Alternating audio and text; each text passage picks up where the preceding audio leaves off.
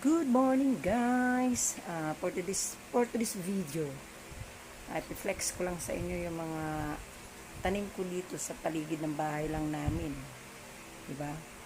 So hindi naman to kalakihan na lugar namin, pero nakapagtanim pa ako guys.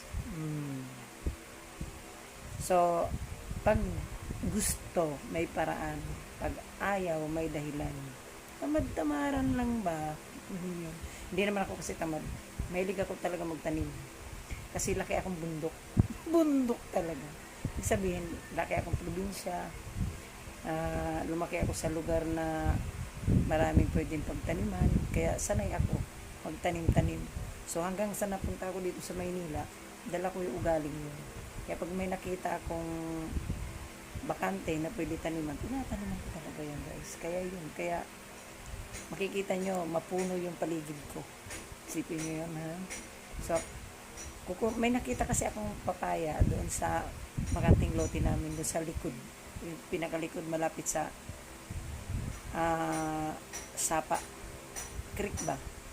So, hindi na Sapa yan. Dati Sapa lang yan, guys. Pero ngayon, ilog na. Sa paglipas ng panahon, ang Sapa ay naging ilog. Yun. Kaya tuwing uulan, may posibilidad na bahain kami na hindi naman dating binabaha.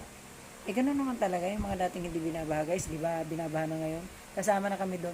Yun, ganun lang. Ganun talaga buhay. Wala tayong magawa. Dito kami nakakuha ng lote na pinagtayuan ng bahay na ito.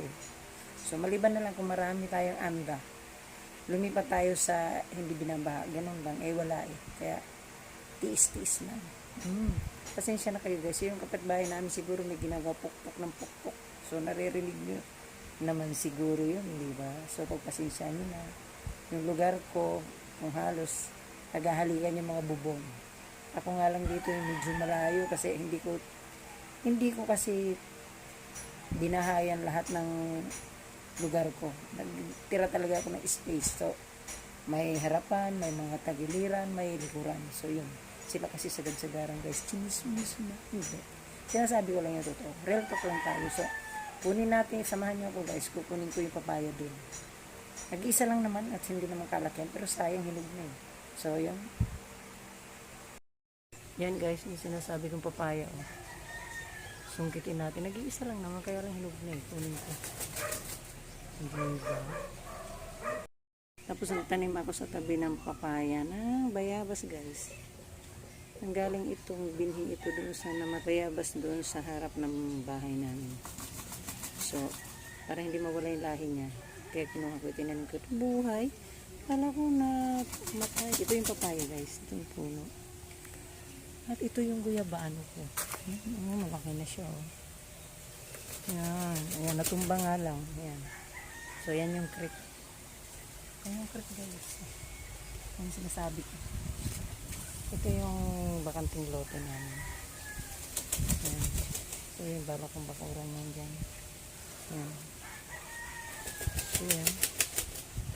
So, ang tanim ko dito, gayabano at saka itong papaya. Alam nyo naman ang papaya may nawawala din yan agad. Kaya pinalitan ko ng bayabas. Pag nawala na itong papaya, at least bayabas din natutulog. Diba? Para-paraan lang yan guys. So, ito na guys, nakuha ko na.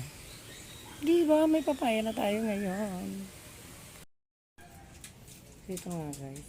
Ito yung bayabas na nagpaalam sa earth. Dito sa harap ng bahay namin. Yan. Napuno. Yan. Yan. Diba? Tapos ito naman yung kamias namin guys. Yan. Yan.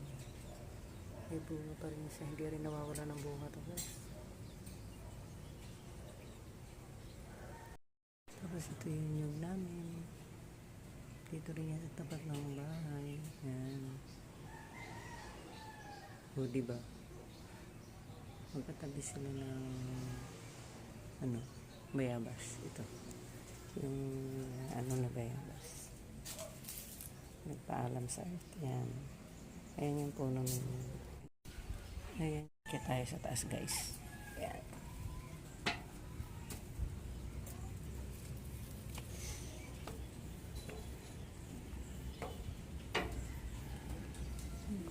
yung mga halaman ko.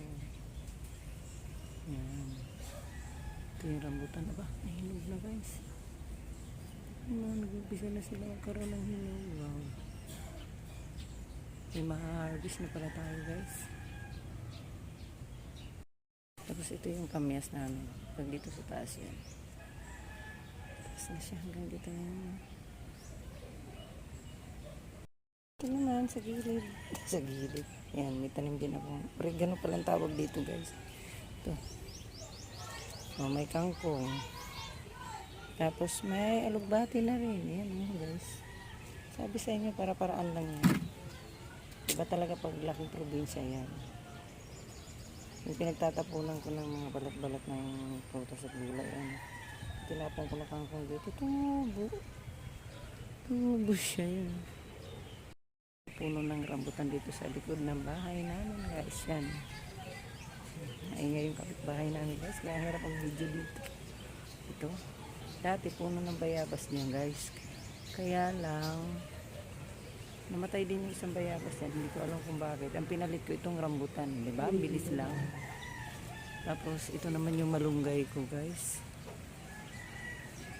Tabasin na to. Yan. O diba? Yan. Kaya sabi sa inyo kahit nasa city na ako. Basta masipag ka talaga magtanim, may paraan talaga yan. Yung sa tawid nga ng sapa na yan or ilog, may saging din sila din.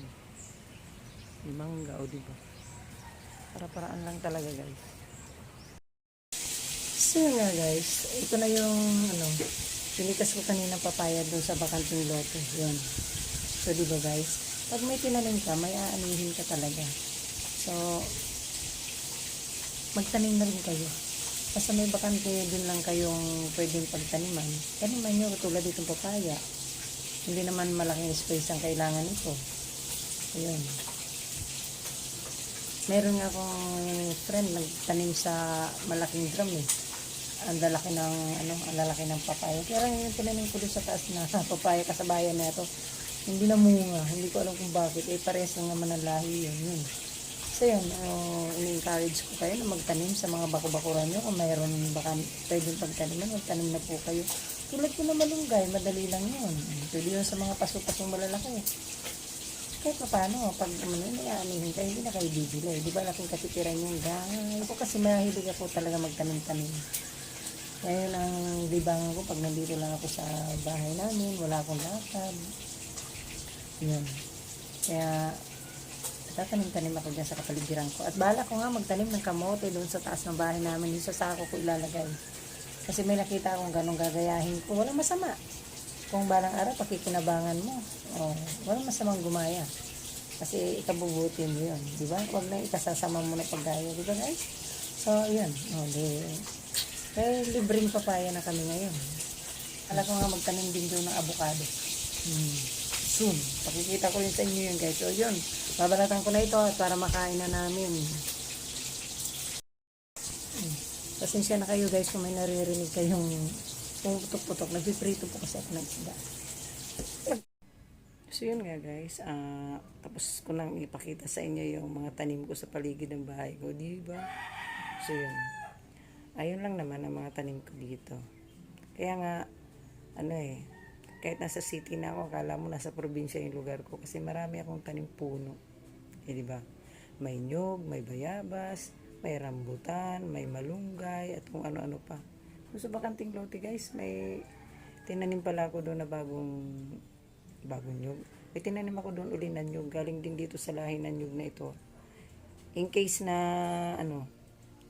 na tanggalin itong nyog na nasa harap namin at siyempre pag inayos talaga itong bahay, baka matanggal nga yan. So, at least meron na doon. Diba? Ganun. Kailangan natin magtanim kahit paano, kahit malunggay man lang. So, ako yung malunggay namin dyan sa likod bahay. Putulin na rin yan kasi, diba, hindi na magandang dahon. Para gumanda kasi ang dahon uli na malunggay, ititrim mo rin yan. So, yung mga pinagputulan ko uli niya na sanga, itatanim ko ulit, dadami malunggay. Maraming mahihingi ang mga kapitbahay. Kasi dito humihingi yan pag nakikita. Siyempre nakikita nila. Siyempre hindi mo naman pwede pagdamot siya. Mamigay ka. So, kaya tignan mo ako dahil masipag ako magtanim. Dahil pag kailangan ko ng malunggay, kailangan ko ng kangkong, kailangan ko ng kamyas. Meron. May nyug kung kailangan ko. Alam nyo guys, yung buko kong yan, tuwing Pasko at Bagong Taon, hindi pa ako binigunan. Kaya hindi ako bumibili ng buko. Tuwing Bagong Taon at Pasko. Yan. O di ba, mahal-mahal pag ganong okasyon. So nakakatipid ako. Yun ang sinasabi ko na maganda talaga pag may tanim ka. So yan. So dito ko na ianda ng vlog ko ngayong araw na to. At maraming salamat sa lahat-lahat. Sa mga subscriber ko, maraming salamat. At yung mga hindi pa nag-subscribe, please subscribe my YouTube channel. Sana supportahan nyo ini na. Yun. So, bye guys. Be good, be kind. Alagaan natin at mahalin ang ating kalikasan. Bye!